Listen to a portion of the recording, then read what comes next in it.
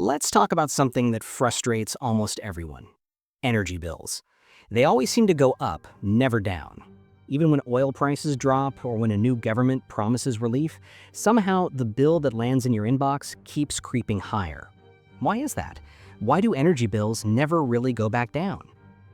It's not just bad luck or greed. There are deep structural reasons behind it. And once you understand them, you'll see why this trend is almost baked into the system. Let's start with a bit of history. In the early 2000s, the average household electricity price in the US was around 8 cents per kilowatt hour. By 2024, it's closer to 16 cents, about double in just 2 decades. And that's after adjusting for inflation in some regions. Europe tells a similar story. In the UK, the average annual household energy bill was around £600 in 2004. By 2023, it was over £2,000. Even when wholesale gas prices fell in 2020, retail bills barely budged. So what's really driving this? First, energy pricing doesn't behave like most other markets. When the price of oil or gas skyrockets, energy companies pass that increase to consumers almost immediately. But when prices fall, the reductions are slow, partial, or non-existent. Economists call this price stickiness. It's the same reason gas stations raise prices the same day oil goes up, but take weeks to lower them again. Companies adjust quickly when costs rise, but rarely give back when they fall. They're protecting margins that got squeezed during the spike. Then there's infrastructure. Energy isn't just about the fuel itself, it's about the massive network that delivers it to you. Pipelines, power grids, transformers, storage facilities, all of it costs billions to build and maintain. In the US alone, the Department of Energy estimates that rebuilding and modernizing the aging grid could require over $2 trillion by 2050. Utilities recover those costs through your monthly bill, spread out over decades. So even if the cost to produce electricity drops temporarily, the fixed cost of maintaining the system doesn't. It's like paying off a mortgage. The lender doesn't care that your income fluctuates, the payment stays due. And that's before we even get to the transition toward renewable energy. Solar panels, wind turbines, battery storage, they're essential for a sustainable future, but they're not cheap to build. In 2023, global investment in clean energy hit $1.8 trillion, according to the International Energy Agency. Utilities have to finance those projects somehow. You guessed it, through the consumer.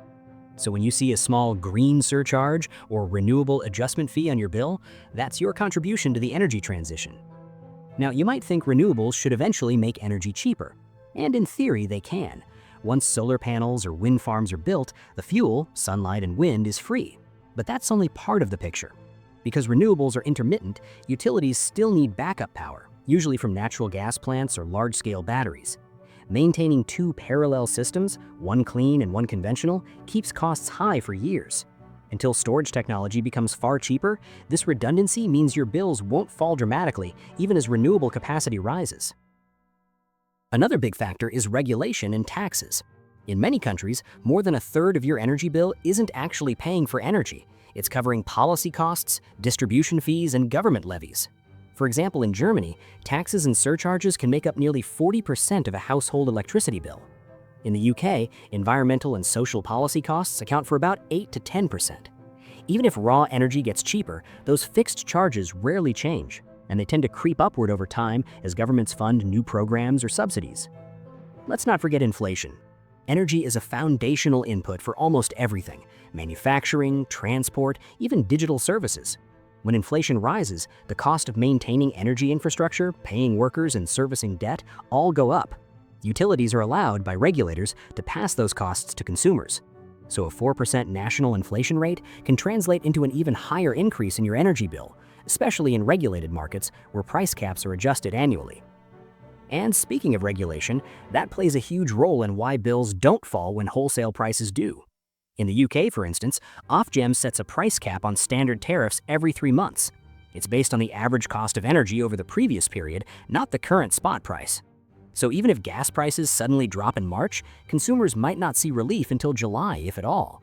By the time the cap adjusts, global demand might rise again, wiping out the temporary dip. There's also the cost of volatility itself. In 2022, after Russia's invasion of Ukraine, natural gas prices in Europe spiked by more than 400%. Utilities had to scramble to secure supply, often paying premiums just to keep lights on.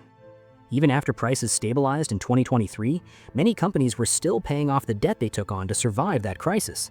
Those losses are now baked into future bills. It's like a restaurant raising prices after a bad season. They don't lower them again once things improve, they use the new revenue to rebuild financial stability. Now let's look at something few people think about: demand patterns. Global electricity demand is rising fast. The International Energy Agency projects that between 2023 and 2030, global electricity demand will grow by about 25%, driven by electric vehicles, data centers, and electrification of heating. That's enormous pressure on supply. Even if new renewable capacity comes online, the demand curve keeps climbing. And when demand rises faster than supply, prices follow. Take data centers, for example. By 2030, they could consume around 8% of global electricity, up from about 2% in 2022. AI training, cloud computing, and streaming platforms all require constant, high-intensity power. That demand doesn't fluctuate like household use. It's steady and growing. So utilities must build more capacity just to keep up. And again, the cost lands on your bill. Another reason bills never go back down is the invisible cost of reliability. Energy companies are expected to deliver uninterrupted service even during storms, heat waves, or cyber attacks. To ensure that, they invest heavily in backup systems, grid resilience, and cybersecurity. The U.S. Energy Information Administration estimates that improving grid reliability could add 10 to 15% to average electricity costs by 2035. These investments don't generate immediate savings, but they prevent catastrophic outages, and that peace of mind has a price. Let's also talk about profit expectations. Energy companies operate in a capital-intensive industry with long payback periods. When their profits fall during downturns, they raise prices later to compensate. In 2023, major oil and gas companies like Shell and ExxonMobil reported combined profits exceeding $200 billion, a record. Even after fuel prices eased in 2024, those companies didn't rush to cut retail costs. Investors expect consistent returns, not volatility. So stable or rising prices become part of the business model. There's another subtle factor: consumer behavior. When prices rise sharply, people complain, but they still pay. Energy is not a discretionary purchase. You can skip a vacation or a new phone, but you can't skip heating in winter or charging your devices.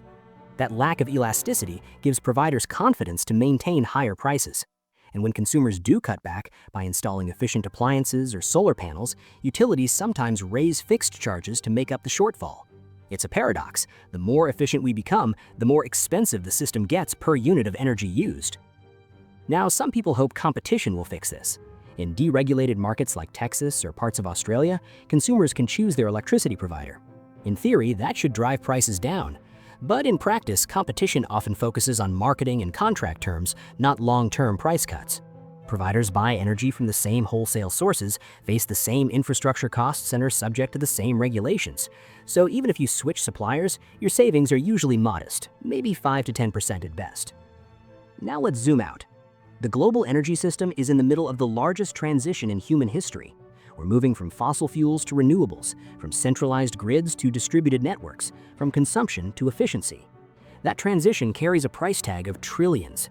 And while it will eventually create stability and lower marginal costs, the short-term path is expensive. You can think of it like renovating an old house while still living in it. You're paying for the new parts while still maintaining the old ones. That's exactly what the energy industry is doing right now. So yes, energy bills rarely go back down, but not just because of corporate greed or politics. It's the combined weight of infrastructure debt, regulatory structure, inflation, rising demand, and the cost of building a cleaner system. Even when wholesale prices fall, those underlying costs remain. There are, however, some bright spots. Households that invest in efficiency, better insulation, smart thermostats, or rooftop solar can reduce their personal energy costs significantly. A well-insulated home can cut heating expenses by up to 30%. Smart thermostats can save another 10%. And if you pair solar panels with a home battery, you can offset much of your grid usage, even sell power back during peak hours. That doesn't make the system cheaper overall, but it gives you more control within it. Governments are also experimenting with new pricing models. Some regions are testing time-of-use tariffs, cheaper electricity at night or during low-demand hours. In California, for example, using your dishwasher at 10 p.m. could cost 30% less than running it at 6 p.m. These small changes encourage people to shift their consumption and reduce peak load pressure, helping stabilize long-term prices. But again, they won't make bills fall overnight. Here's the uncomfortable truth. Energy bills reflect the real cost of the modern world. Everything we rely on, from air conditioning to the internet, runs on power. And as our lives get more digital, more electrified, and more connected, the demand for that power will only grow. Energy bills won't collapse, they'll evolve. You might pay less per unit someday, but you'll likely use more units overall. So, the next time you see your bill creeping higher, remember, it's not just the cost of electricity or gas, it's the cost of the network, the transition, the demand, and the promise of reliability. We're paying for a future that's cleaner, smarter, and hopefully more sustainable, though not necessarily cheaper. If you found this breakdown useful, make sure to subscribe to Taz's Money for more deep dives into how money, markets, and everyday life really connect. Because understanding the system doesn't make your bill smaller, but it does make you smarter about why it is the way it is. And that's the real power behind the numbers.